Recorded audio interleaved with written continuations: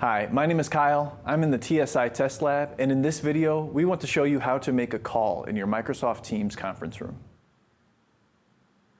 Start by pressing the New Meeting button. Enter the name of the person you'd like to call. The people in your organization's address book will be displayed.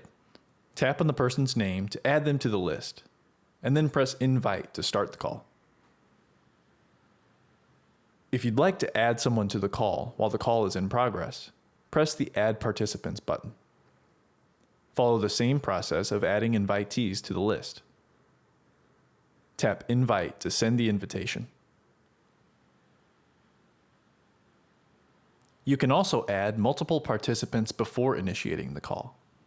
Add all of the invitees to the list and then press Invite to send out the invitations. In any case, press the red button in the bottom right-hand corner to end the call.